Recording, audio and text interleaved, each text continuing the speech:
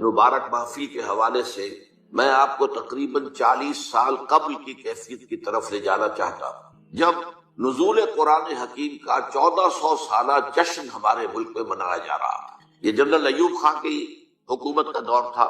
قرآن مجید کے نزول کو 1400 برس مکمل ہوئے تھے۔ اس زمانے میں آپ کو یاد ہوگا، جو میرے ہم عمر ہیں یا میرے آس پاس ہیں انہیں تو یقینی یاد ہوگا کہ بہت سے جشن منائے جاتے تھے، جشن مہران اور جشن بولان اور کہاں کہاں کے جشن، ان میں رقص و سرود کی محفلیں ہوتی، گانے بجانے کے پروگرام ہوتے تھے۔ اسی زمانے میں اس ملک میں جو کچھ دینی مزاج رکھنے والے، ذوق رکھنے والے لوگ تھے، ان کے لیے جشن نزول قرآن بھی طے کیا۔ اور کیا کیا گیا اس موقع پر؟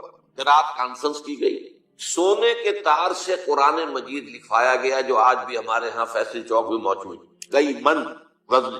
اس وقت مجھے یہ احساس ہوا، میں ابھی لاہور منتقل ہوا ہی تھا اپنی دعوت و تحریک کا آغاز کرنے کے لیے، کہ کیا قرآن مجید اس کام کے لیے نازل ہوا تھا؟ کیا یہ حسن قرات کے مقابلے اور قرات کی محفلیں اور یہ سونے کے تار سے لکھا ہوا قرآن، جو محض ایک دیکھنے کی چیز ہے، ظاہر بات ہے کہ پڑھنے کا تو سوال پیدا نہیں ہوتا۔ تو اس وقت ذہن منتقل ہوا کہ قرآن مجید کے ضمن میں ہمارے اصل فرائض کیا ہے، اصل ذمہ داریاں کیا ہے۔ چنانچہ میں نے جنوری 1968 میں 2 تقریریں کی جامع مسجد خضرہ سلم آباد لاہور میں، جن میں اس موضوع پر میں نے خطاب کی۔ بعد میں یہ تقریریں اور مقامات پر بھی ہوئیں، پھر یہ پمفلٹ کی شکل میں شائع ہوئیں۔ 3-3.5 لاکھ کی تعداد میں اب تک وہ کتاب کا شائع ہو چکا ہے، اردو میں، اس کے علاوہ انگریزی میں، عربی میں، فارسی میں، سندھی میں، ملئی زبان میں، ملائیشیا کے اندر۔ تو یہ اللہ تعالیٰ کی طرف سے اس کتابچے کو بہت شرف قبول حاصل۔ آج میں اسی موضوع کو چاہتا ہوں کہ اختصار کے ساتھ آپ کے سامنے رکھوں۔ قرآن مجید کے ہم پر جو حقوق ہیں، پہلے سادہ ترین الفاظ میں سمجھ لیجئے، اصطلاحات جو ہے ثقیل ہوتی ہیں، بعد میں آ جائے گی۔ پہلا حق یہ ہے کہ ہم اسے مانیں جیسے کہ ماننے کا حق۔ دوسرا حق کیا ہے؟ اسے پڑھیں جیسے کہ پڑھنے کا حق۔ تیسرا حق کیا ہے؟ اسے سمجھیں جیسے کہ سمجھنے کا حق۔ چوتھا حق کیا ہے؟ اس پر عمل کریں جیسے کہ عمل کرنے کا حق ہے۔ اور پانچواں حق یہ ہے کہ اسے دنیا میں پھیلائیں جیسا کہ اس کو پھیلانے کا حق۔ اب ذرا ایک ایک کر کے میں ان کے بارے میں آپ سے مختصر گفتگو کروں گا۔ ہم مانیں قرآن کو جیسے کہ ماننے کا حق ہے، اس کے لیے اصطلاح ہے ایمان، ماننا، ایمان۔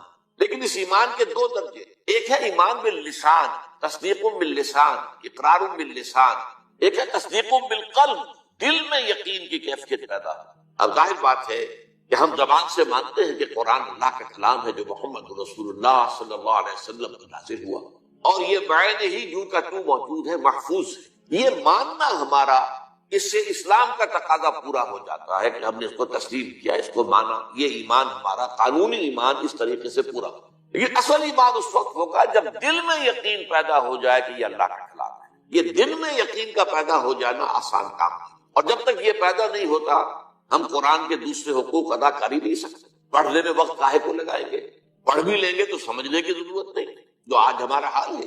اول تو وہ لوگ بھی اب بہت کم رہ گئے۔ ایک زمانہ یہ تھا کہ صبح کے وقت آپ اگر مسلمانوں کے محلوں گلیوں میں چلتے تھے تو ہر گھر سے آواز آ رہی ہوتی تھی تلاوت قرآن۔ اب وہ دور ختم۔ قرآن مجید کا پڑھنا، لیکن وہ ناظرہ صرف پڑھ لینا جو ہے وہ تو کفایت نہیں کرے گا، اس کا سمجھنا، اس کے لیے محنت کرنی پڑے گی، مشقت کرنی پڑے گی۔ یہ محنت اور مشقت تو آدمی اسی وقت کرے گا جب یقین ہو جائے کہ اللہ کا کلام۔ اسی لیے میں نے آپ کو جو ابتدا میں آیات سنائی ہے، الرحمن علم القرآن، رحمان نے قرآن سکھایا۔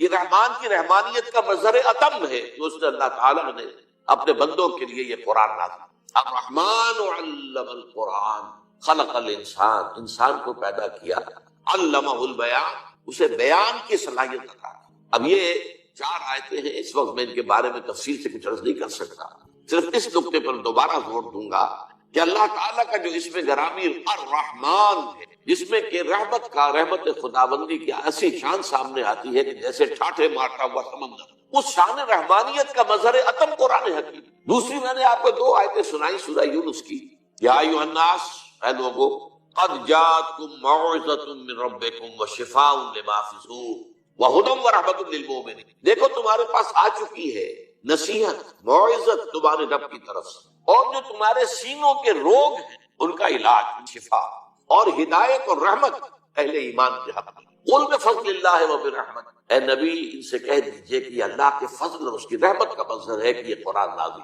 فبذلک فلیفرحوا، تو اس پر خوشیاں منائیں کہ اللہ نے اتنا بڑا کرم فرمایا، اپنا کلام ہمیں عطا کر دی اور اس کی حفاظت کا ذمہ لے لیا۔ ہوا خیر مما یجمعون، یہ قرآن ان تمام چیزوں سے بہتر ہے جو لوگ جمع کرتے ہیں، مال جمع کرتے ہیں، دولت جمع کرتے ہیں، جائیداد بناتے ہیں، یا اور بھی مختلف بھی ہماری اس وقت کی جو بھی دلچسپیاں ہیں جس پہ ہم لگے ہوئے ہیں، ہم عطل لگے ہوئے ہیں، دن رات لگے ہوئے ہیں، اگر ہم جان لیں اس قرآن کی عظمت کیا ہے تو ہمیں معلوم ہوگا کہ یہ سب سے زیادہ قیمتی شے ہے، آسمان کے نیچے زمین کے اوپر اس سے زیادہ قیمتی شے اور کوئی نہیں۔ ہوا خیر مما یجمعون، جو کچھ یہ جمع کرتے ہیں ان سے کہیں بہتر، کہیں وقی، کہیں قیمتی شے یہ قرآن۔ لیکن یہ کیفیت ہمارے اندر کب پیدا ہوگی؟ جبکہ ہمیں یقین ہو جائے۔ اور میں آپ کو دعوت دوں گا ایک سیلف سینسر جسے ہم کہتے ہیں، سیلف کریٹیسزم جسے کہتے ہیں، ہم اپنے اپنے گریبانوں میں جھانک کر دیکھیں کیا واقعی ہمیں یقین ہے؟ اگر یقین ہے تو پھر اس کے ساتھ ہمارا طرز عمل کیا ہے؟ کیا ہمیں پڑھتے ہیں اسے جیسے کہ پڑھنے کا؟ کیا سمجھتے ہیں جیسے کہ سمجھنے کا؟ کیا اس پر عمل کرتے ہیں جیسے کہ عمل کرنے کا؟ کیا اسے پھیلا رہے ہیں دنیا میں جیسے کہ پھیلانے کا؟ اور اگر ہم یہ نہیں کر رہے تو اس کا صاف مطلب یہ ہے کہ ہم زبان سے تو کہہ رہے ہیں، اقرار باللسان تو اللہ کا شکر ہے کہ ہمیں حاصل ہے اور اسی کی بنیاد پر ہم مسلمان ہیں، لیکن یقین قلبی کی نعمت سے ہم محروم۔ تو میں اس وقت دعا ہی کر سکتا ہوں کہ ہمیں اللہ تعالیٰ قرآن مجید کے منزل من اللہ کلام ہونے پر یقین عطا فرمائے، اس لیے کہ بعد کے جو حقوق ہیں وہ سب اسی کے اوپر جو ہے ان کا کار و مدار۔ اب آئیے نمبر 2، اسے پڑھیں جیسے کہ پڑھنے کا حق ہے۔ قرآن مجید کے پڑھنے کے ضمن میں پہلی بات یہ کہ اس کی تجوید صحیح ہونی چاہیے، مخارج صحیح ہے، ہمیں معلوم ہو قاف اور کاف میں کیا فرق ہے، عین اور حمزہ میں کیا فرق ہے، ہا اور ہا چھوٹی ہے ان میں کیا فرق ہے۔ تو قرآن مجید کو تجوید کے ساتھ پڑھنا، تجوید کے ساتھ اس کی تلاوت کرنا یہ ضروری ہے۔ پھر یہ ہے کہ اسے اپنا روزانہ کا معمول بنانا۔ چنانچہ ہمارے صحابہ کرام رضوان اللہ تعالی علیہ مجمعین کا تو معاملہ یہاں تک تھا کہ بہت سے صحابہ ہر ہفتے ایک مرتبہ قرآن ختم، ان میں سر فہرست حضرت عثمان بن عفان رضی اللہ تعالی عنہ ہر ہفتے قرآن مجید ختم کر، یہ ان کے معمولات کچھ ہیں۔ یہی وجہ ہے کہ قرآن مجید کی آپ 7 منزلیں آپ دیکھتے ہیں۔ یہ 7 منزلیں کیوں تھی؟ یہ 7 منزلیں اسی اعتبار سے کہ ایک منزل روزانہ کی تلاوت کر کے ہر ہفتے میں قرآن مجید ختم۔ وہ تو بعد میں جب ہمارے اندر زوال پیدا ہو گیا اور وہ ذوق یقین میں کمی آ گئی تو اس کے بعد یہ ہوا ہے کہ پھر ہر مہینے ایک مرتبہ ختم کرنے کے لیے 30 پاروں میں تقسیم، لیکن یہ 30 پاروں کا وجود دور صحابہ میں نہیں تھا، یہ بعد کی پیداوار۔ دور صحابہ جو صورتیں ہیں وہ تھی، اور صورتیں جو ہے وہ منزلوں میں وہ منقسم تھی۔ تو یہ 7 منزلیں اس لیے تھی کہ روزانہ ایک منزل کی تلاوت کر کے ہر ہفتے میں قرآن ختم۔ اسی کا ایک حق یہ بھی ہے کہ اس قرآن مجید کے پڑھنے کا بہترین وقت وہ رات کی نماز ہے، تہجد کی نماز۔ یا ایھا المزمل قم اللیل الا قلیلا نصفہ او انقص منہ قلیلا او زد علیہ ورتل القرآن ترتیلا۔ اب ظاہر بات ہے کہ اس کے لیے لازم ہے کہ کچھ نہ کچھ قرآن یاد کرے۔ قرآن مجید کا یاد کرنا تو ایک تو حفظ یہ ہے، ایک حصہ یہ ہے کہ ہم میں سے ہر ایک کو کچھ نہ کچھ قرآن یاد ہونا چاہیے اور سمجھنا چاہیے کہ جتنا قرآن مجھے یاد ہے وہی میری اصل دولت ہے۔ اور یہ قرآن پھر اللہ تعالیٰ توفیق دے تو رات کو تہجد کی نماز میں کھڑے ہو کر ترتیل کے انداز میں ٹھہر کر پڑھا جائے۔ تو یہ ہے قرآن مجید کے پڑھنے کا معاملہ کہ اسے پڑھا جائے جیسا کہ پڑھنے کا حق۔ تیسری بات آئی ہے اس کو سمجھا جائے جیسے کہ سمجھنے کا حق۔ اس کے 2 رتبے مرحلے جو بھی آپ کہیں، پہلا ہے جس کو قرآن کہتا ہے تذکر بالقرآن، قرآن سے نصیحت اخذ کرنے، قرآن جو ہدایت دیتا ہے وہ حاصل۔ اس کے لیے قرآن مجید میں سورہ قمر میں 4 مرتبہ فرمایا گیا وَلَقَدْ يَسَّرْنَا الْقُرْآنَ لِلذِّكْرِ فَهَلْ مِن مُدَّكِرٍ۔ یہ نصیحت اخذ کرنے کے لیے، ہدایت اخذ کرنے کے لیے ہم نے قرآن کو آسان بنایا ہے۔ تو ہے کوئی تم میں سے کہ جو اس سے ذکر حاصل کرنا چاہے؟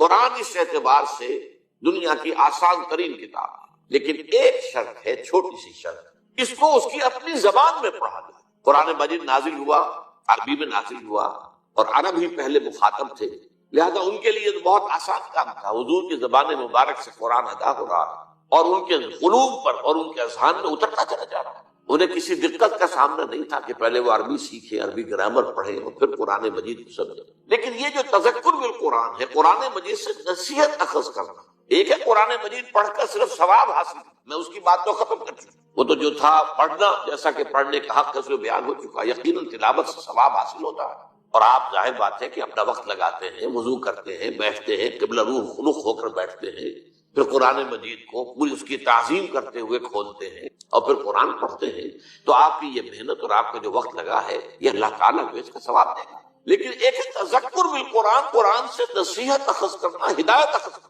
وہ صرف پڑھنے سے تو حاصل نہیں ہو جب تک کہ آپ اسے سمجھیں، اور اس کی پہلی منزل یہ ہے کہ آپ اتنی عربی ضرور سیکھ لیں کہ آپ قرآن مجید کو تواتر کے ساتھ پڑھتے چلے جائیں اور اس کا ذکر، اس کی ہدایت آپ کے دل اور دماغ میں اترتی جائے۔ اس کے بغیر تذکر حاصل، ثواب حاصل ہو جائے گا، میں پھر عرض کر رہا ہوں، کہیں میری بات کو آپ غلط سمجھیں۔ کچھ لوگ ہیں جو کہتے ہیں کہ بغیر سمجھے پڑھنے سے کوئی ثواب بھی نہیں ہوتا، نہیں، میں اس کا قائل نہیں، اس کے پڑھنے سے، اس کی تلاوت، محض تلاوت سے بھی ثواب حاصل ہوتا ہے، اگرچہ اس میں ایک نقطہ ہے وہ میں بعد میں عرض کروں گا، لیکن یہ ہے کہ اگر آپ کو اس سے کچھ اخذ کرنی، ہدایت اخذ کرنی ہے، نصیحت اخذ کرنی ہے، تو میرے نزدیک میری بات غور سے سن لیجئے، ہر پڑھے لکھے مسلمان کا فرض ہے کہ وہ اتنی عربی سیکھے کہ قرآن مجید کو اپنی آنکھ سے پڑھ سکے۔ ترجمے سے پڑھنے میں وہ تاثیر، آپ جو ہے ترجمے سے اگر پڑھیں گے تو گویا کہ آپ مترجم کی آنکھ سے پڑھ رہے ہیں، یہ تو اپنی آنکھ سے پڑھنا تو تبھی ہوگا جبکہ آپ عربی زبان سے واقف ہیں اور قرآن کے اور آپ کے درمیان ترجمہ حائل نہ ہو،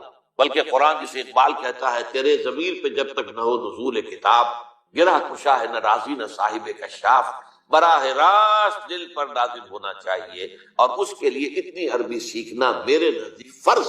غور کیجئے، آپ نے ایم اے کیا ہے، بی اے کیا ہے، ایم بی اے کیا ہے، اور تعلیم حاصل کی ہے، ڈاکٹری پڑھی ہے، انجینئرنگ، اور عربی اتنی نہ سیکھ سکے کہ قرآن مجید کو پڑھ سکے، کیا جواب دیں گے اللہ کا؟ اللہ تعالیٰ کے سامنے حاضری ہونی ہے، قیامت پر ہمارا یقین ہے، یوم یقول الناس لرب العالمین، ہمیں حاضر ہونا ہے، جواب نہیں کرنا۔ تم نے میرے کتاب کی کیا خبر؟ تم نے اس کے لیے اتنی محنت نہیں کی، تم نے انگریزی اتنی پڑھی کہ انگریزوں کو پڑھا دو۔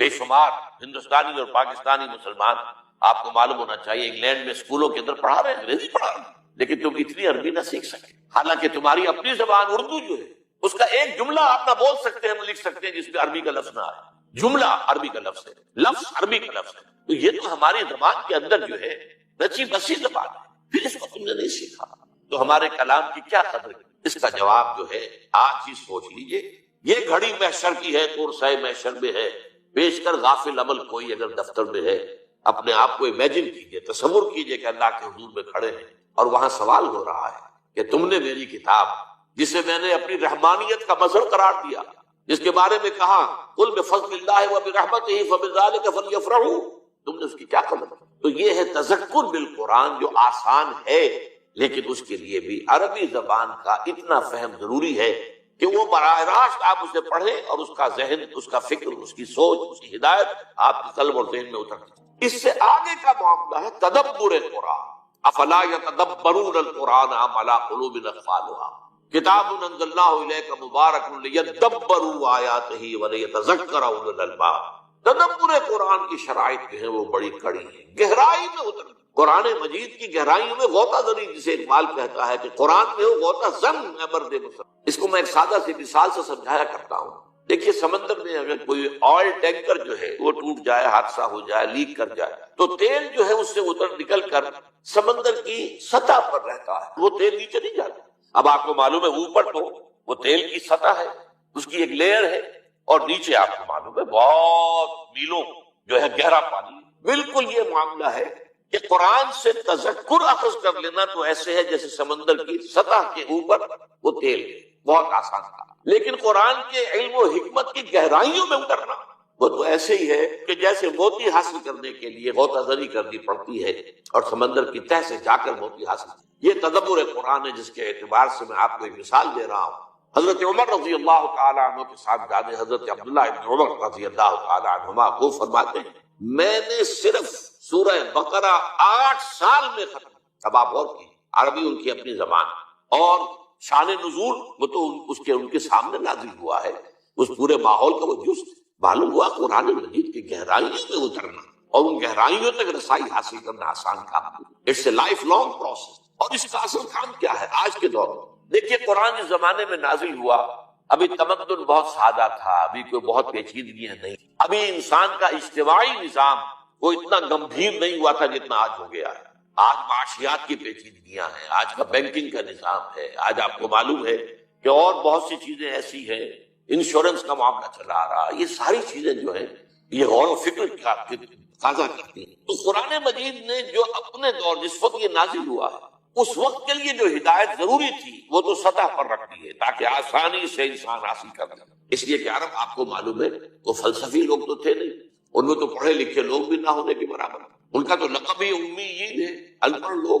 اس اعتبار سے قرآن مجید نے اپنی بات سادہ رکھی، بہت آسان رکھی ہے، وَلَقَدْ يَسَّرْنَا الْقُرْآنَ لِلذِّكْرِ فَهَلْ مِن مُدَّكِرٍ۔ لیکن یہی قرآن ہے جس میں ہمیشہ کے لیے ہدایت ہے، تا قیامت انسانوں کے لیے ہدایت ہے۔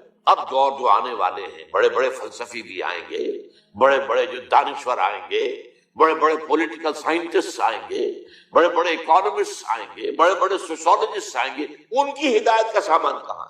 ان کی ہدایت کا سامان بھی اسی قرآن میں ہے، لیکن ان کے لیے جو ہدایت درکار ہے اس کے لیے گہرائی میں جانا پڑے، تدبر قرآن کرنا ہو۔ اس کے لیے صرف سطحی طور پر اتنی عربی پڑھ لینا کافی نہیں ہوگا کہ جس سے تذکر حاصل ہو جائے، بلکہ اس کی گہرائی میں غور و فکر کرنے کے لیے نہ صرف یہ کہ عربی زبان بھی گہرائی میں جا کر وہ زبان جو اس دور کی زبان تھی جسے ہم دور جاہلی کہتے ہیں، اس دور کی زبان میں قرآن نازل، اس کا علم حاصل ہو، اور پھر یہ کہ جدید دور کا بھی علم حاصل ہو کہ ہمیں معلوم ہو کہ آج کے مسائل کیا ہیں، پہلے اس کا ادراک ہوگا، شعور ہوگا، ان مسائل کو آج انسان کیسے حل کر رہا ہے، اس میں کہاں درستی ہے کہاں غلط ہے، اس کو قرآن کے حوالے سے پہچاننا اور چھانٹ دینا، اور پھر قرآن سے ہدایت اخذ کر کے زندگی کے ہر گوشے کے لیے ہدایت لے کر آنا اور رہنمائی جو ہے اسے پیش کرنا، یہ تدبر قرآن کا مقصد۔ اس کے لیے تو ضروری ہوگا کہ لوگ جواں ہمت لوگ، با ہمت لوگ، نوجوان، دور صحابہ میں ہمیں یہ روایت ملتی ہے کہ سب صحابہ کہتے ہیں کہ ہم حضور صلی اللہ علیہ وسلم سے جب 10 آیتیں پڑھ لیتے تھے تو اس وقت تک آگے نہیں بڑھتے تھے جب تک کہ اس کے پورے علم اور عمل کو اپنے اندر سمو نہ لیں۔ ان 10 آیتوں کا پورا علم اور ان 10 آیتوں پر عمل پورا ہم اپنی شخصیت کے اندر جب تک شامل نہ کر لیں آگے نہیں بڑھتے۔ تو حفظ قرآن کا مطلب جو ہے دور نبوی میں یا دور صحابہ میں وہ صرف قرآن مجید کے متن کو یاد کر لینا نہیں تھا، قرآن مجید کے الفاظ حافظے میں محفوظ ہو جائیں، قرآن مجید کا فکر، اس کی سوچ، اس کی ہدایت وہ ذہن انسانی میں آ جائے، اور قرآن مجید کی تعلیمات انسان کی سیرت اور شخصیت اور کردار کے اندر جو ہے وہ سرایت کر جائیں، تب وہ گویا کہ حفظ قرآن کا تقاضا پورا ہوا۔ اور اسی حوالے سے حضرت عائشہ صدیقہ رضی اللہ تعالیٰ عنہ کا بھی بہت عمدہ قول ہے۔ آپ سے کہا گیا کچھ جو تابعی حضرات تھے، اب آپ سوچئے تابعی حضرات جو صحابہ کرام کو تو دیکھا ہے، انہوں نے حضور کو نہیں دیکھا، ابھی جب یہ حضور کے انتقال کو 40 سال ہوئے، تو کتنی حسرت ان کے دلوں میں ہوگی کہ کاش اگر ہم اس سے پہلے پیدا ہوئے ہوتے تو حضور کی صحبت سے فیضیاب ہوتے۔ تو اب انہوں نے اسی حسرت کا ایک ازالہ کرنے کے لیے ام المومنین حضرت عائشہ صدیقہ کے پاس حاضر ہو کر یہ فرمائش کی کہ ہمیں کچھ سیرت نبی سنائیے۔ حضرت عائشہ صدیقہ ام المومنین رضی اللہ تعالی عنہ نے ایک سوال کر دیا پلٹ کر، الستم تقرؤون القرآن، کیا تم قرآن نہیں پڑھتے؟ انہوں نے عرض کیا کہ ام المومنین ہم نے تو آپ سے سیرت کی فرمائش کی ہے، قرآن تو ہم پڑھتے ہیں۔ فرمایا کانا خلقہ القرآن، حضور کی سیرت قرآن ہی تو تھی، قرآن مجید ہی مجسم ہو گیا تھا شخصیت محمدی صلی اللہ علیہ وسلم کی، جو قرآن مجید کی تعلیم ہے وہ آپ کی پورے رگ و ریشے کے اندر سرایت کی۔ تو اس معنی میں تدبر قرآن، اور یہی میں ذرا وہ نقطہ جو میں نے کہا کہ میں بعد میں عرض کروں گا، میرے اس کتاب کے میں ابتدا میں ذرا جذباتی انداز میں ایک جملہ یہ لکھا ہوا تھا کہ بغیر سمجھے قرآن پڑھنے کا کوئی فائدہ نہیں، لیکن علامہ محمد یوسف بن نوری رحمۃ اللہ علیہ کا نام آپ نے سنا ہوگا، کراچی میں بہت بڑا مدرسہ بن نوری ٹاؤن انہی کے نام سے مشہور ہوا۔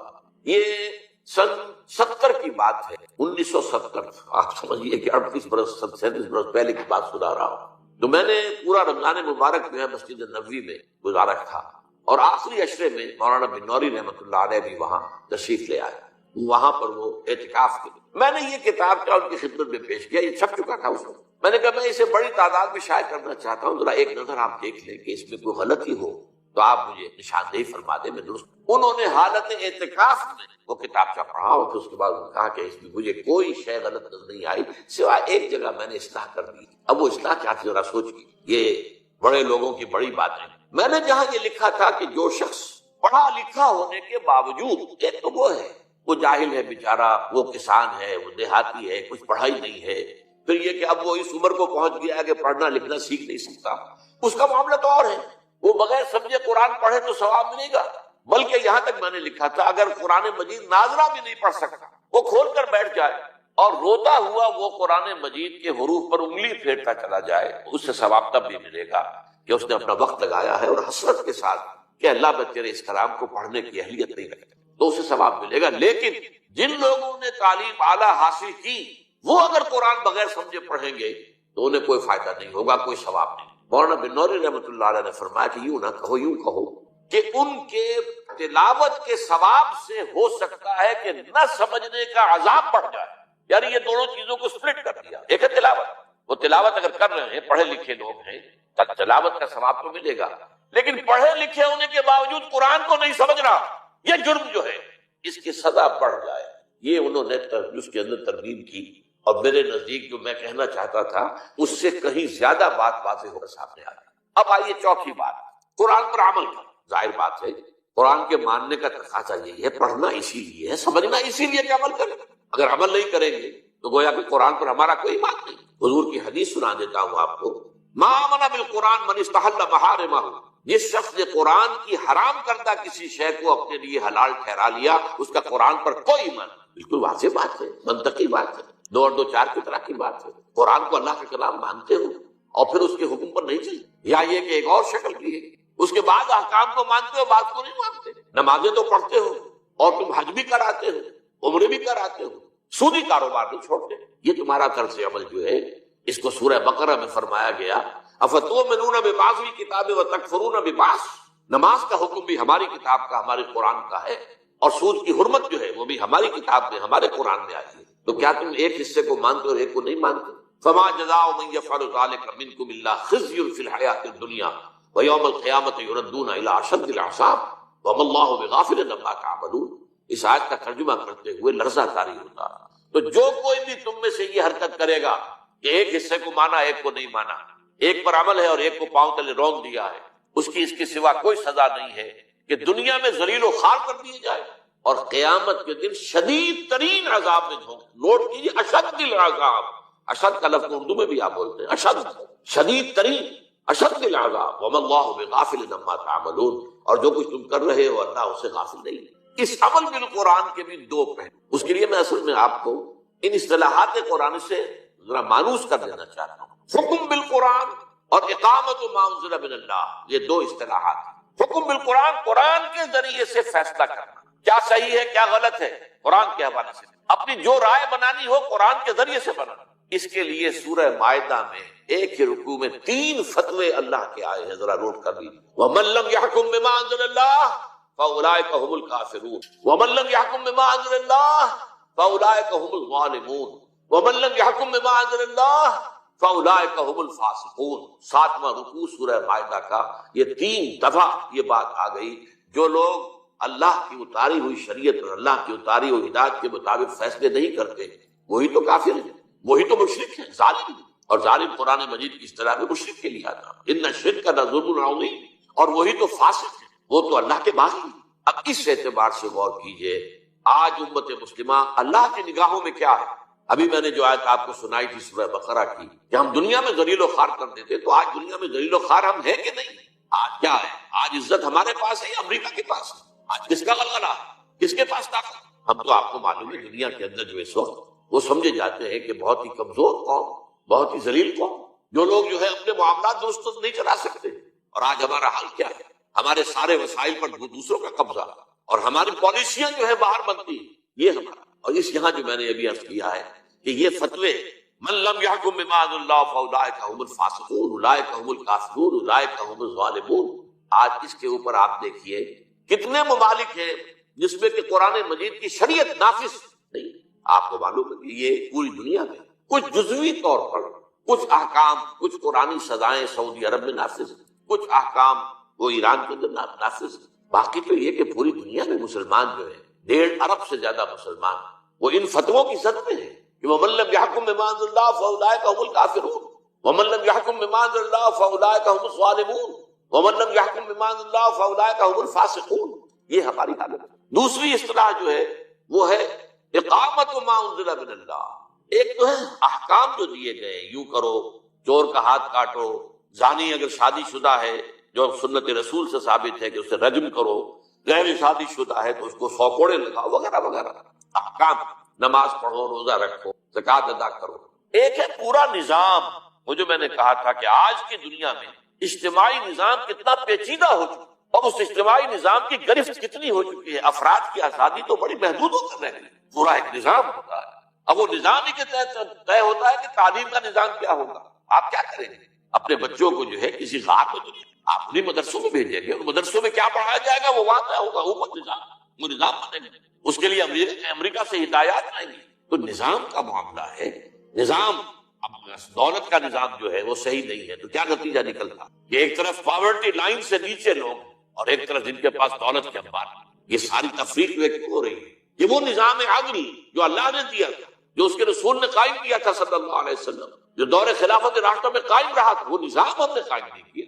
اس نظام کو قائم کرنا یہ ہے اقامت ما انزل من اللہ، قائم کرنا اس کا جو کچھ کے نازل کیا گیا ہے اللہ کی طرف سے۔ یہ قیام ایسی ہے جیسے ہم کہتے ہیں اقیم الصلاۃ، ایک ہے نماز پڑھنا، ایک ہے اقامت الصلاۃ، نماز کا نظام قائم کرنا۔ اسی طرح دین کا نظام قائم کرنا، ہمارا سیاسی نظام جو ہے وہ دین کے تابع ہو، ہمارا معاشی نظام دین کے تابع ہو، ہمارا سماجی نظام جس کے بخیے ادھیڑنے پر آج مغرب تلا ہوا ہے، اور این جی اوز کو جو بلینز اور بلینز آف ڈالرز دیے جا رہے ہیں کہ شرم و حیا کا معاملہ جو ہے ابھی اس مسلمان قوم کے اندر عصمت و عفت کے کچھ نظریات ہیں، کچھ تصورات ہیں، کچھ شرم و حیا کی کچھ اقدار ہیں، کچھ خاندانی نظام کا کوئی نہ کوئی نقشہ قائم ہے، ختم کرو ان سب کو، تاکہ جیسے ہم ہو گئے ویسے ہی، جیسے ہمارا خاندانی نظام ختم ہو چکا، جیسے ہمارے ہاں اب عصمت و عفت نامی کوئی شے نہیں، زنا تو وہاں کوئی جرم ہے ہی نہیں، سرے سے جرم نہیں، عورت کی آزادی، یہ گویا کہ ویمن لیو، عورت کو آزادی ہونی چاہیے کہ وہ اپنا جسم بیچے،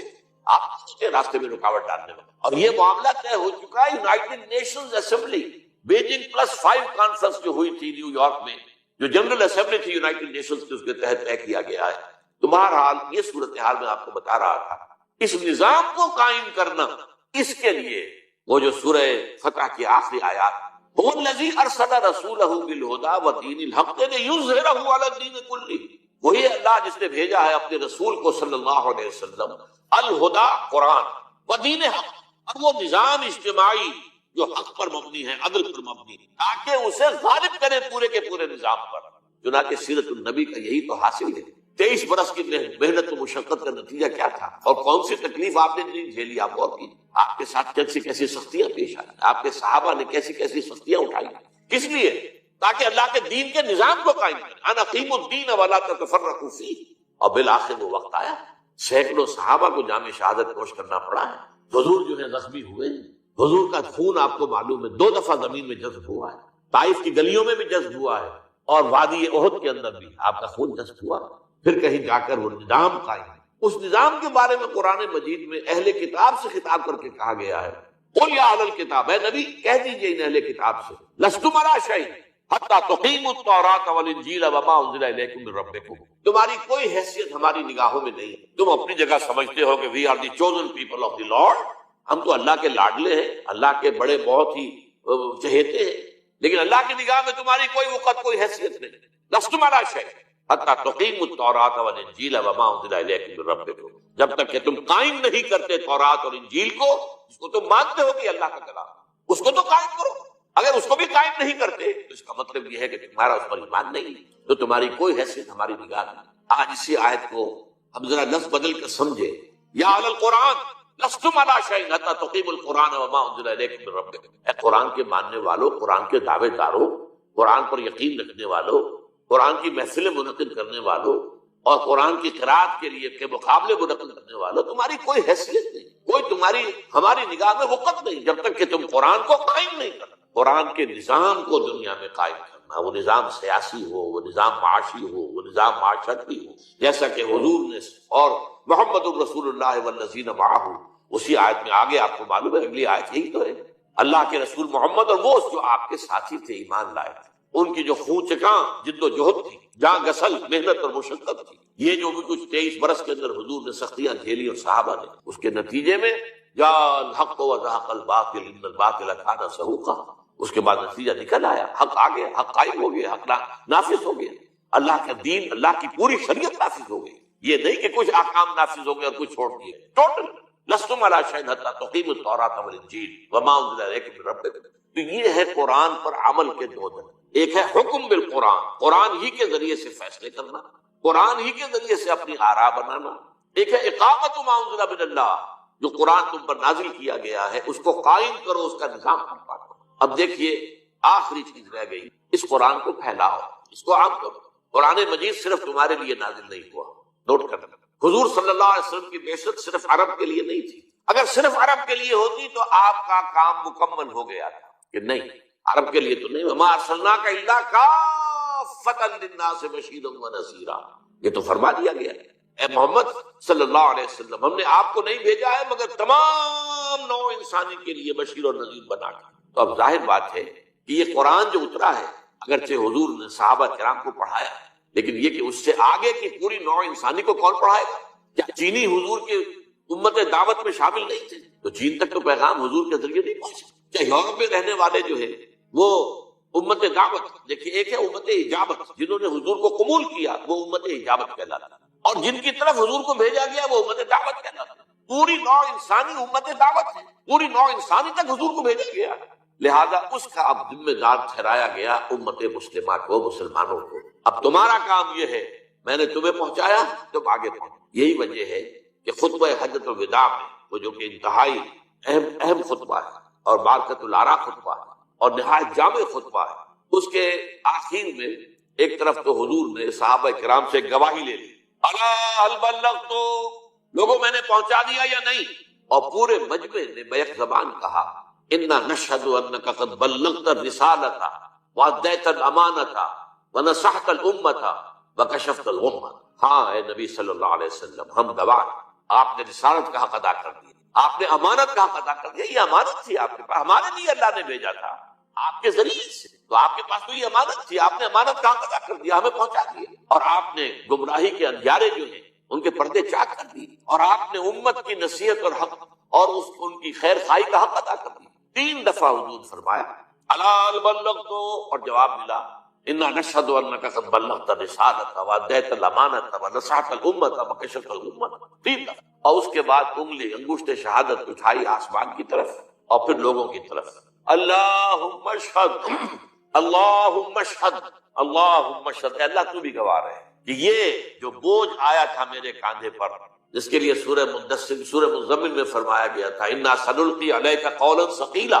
یہ قول ثقیل، یہ بڑی ذمہ داری، بھاری ذمہ داری، اس قرآن کا پہنچا دینا، میں نے پہنچا دیا ہے اور یہ مان رہے ہیں کہ میں نے پہنچا دیا. اس لیے کہ قیامت کے دن اس کا سوال جو ہے ہوگا انبیاء اور رسول سے ہوگا، ہم نے جو بات تم تک بھیجی تھی تم نے پہنچا دی تھی کہ نہیں؟ لہذا یہاں حضور نے گواہی لے لی. اور اس کے بعد فرمایا فَلْيُبَلِّغِ الشَّاهِدُ الْغَائِبَ، اب جو یہاں موجود ہیں ان کا کام ہے کہ ان کو پہنچائیں جو یہاں موجود ہیں. اب پوری دنیا تک اس قرآن کا پہنچانا تمہارے ذمہ. اور آپ کو معلوم ہے کہ اس کے بعد جو دور خلافت راشدہ ہے اس میں کہاں کہاں تک قرآن پہنچا، کہاں کہاں تک دین پہنچا، کتنے بڑے رقبے کے اوپر اللہ کا دین قائم ہوا، نظام قائم ہوا خلافت راشدہ کے اندر. وہ تو یہ کہ ایک یہودی سازش عبداللہ ابن سبا کی، جس نے آپ کو معلوم ہے کہ وہ انٹرنل سیبوٹاج کیا اور آپس میں لڑا دیا مسلمانوں کو. اور حضرت عثمان رضی اللہ تعالیٰ عنہ کی شہادت کے بعد حضرت علی رضی اللہ تعالیٰ عنہ کے دور خلافت میں خانہ جنگی جاری رہی اور 1 لاکھ کے قریب مسلمان ایک دوسرے کی تلواروں اور نیزوں سے ختم ہو گئے. تب وہ سیلاب رک گیا، سیلاب کا بہاؤ ختم ہو گیا، جسے ڈرائیور لوگ کہا کرتے ہیں کہ گاڑی کا موشن ٹوٹ گیا. چڑھائی پر اگر گاڑی چڑھ رہی ہو، ٹرک ہے، لوڈڈ ہے، اگر اس کو وہاں رکنا پڑ گیا تو اب بڑی قیامت ہوتی ہے یہ کہ اسے دوبارہ سٹارٹ کرنا جو ہے، جب تک کہ آپ بریک سے پاؤں نہیں ہٹائیں گی تو آگے کیسے بڑھے گی، اور بریک سے پاؤں ہٹاتے ہی وہ نیچے کو پیچھے کی طرف اترنا شروع ہو جائے گی. تو یہ جو کہتے ہیں کہ یہ اصل میں موشن ٹوٹ گیا. تو عالم اسلام کا جو بھی سلسلہ چل رہا تھا اور اسلام کی دعوت و تبلیغ، اور صرف دعوت و تبلیغ نہیں، جیسا کہ حضور نے عرب میں صرف دعوت و تبلیغ نہیں کی، دین کو قائم، اسی طرح اس سیلاب میں صرف دعوت و تبلیغ نہیں تھی بلکہ دین کو قائم کرنا بھی تھا، نظام اللہ کا قائم ہوا. اب اس کے لیے محنت کرنا، جد و جہد کرنا، اس کے لیے آدمی پہلے قرآن سیکھے، سمجھے. اسی لیے اس کے لیے فرمایا، حضرت عثمان رضی اللہ تعالی عنہ سے روایت ہے اور یہ بخاری شریف کی روایت ہے، جو آپ کو معلوم ہے کہ جو احادیث کے مجموعے ہیں ان میں سے ٹاپ کا مجموعہ جو ہے صحیح بخاری ہے. حضرت عثمان رضی اللہ تعالیٰ عنہ فرماتے ہیں کہ حضور نے ارشاد فرمایا خیرکم من تعلم القرآن وعلمہ، لوگوں جان لو تم میں سے بہترین لوگ وہ ہیں جو قرآن سیکھے اور سکھائے، قرآن پڑھے اور پڑھائے۔ یہاں تک فرمایا گیا ہے کہ بلغوا عنی ولو آیۃ، پہنچاؤ میری جانب سے اور مائی بہاف، کیونکہ میں پوری نوع انسانی کے لیے بھیجا گیا ہوں۔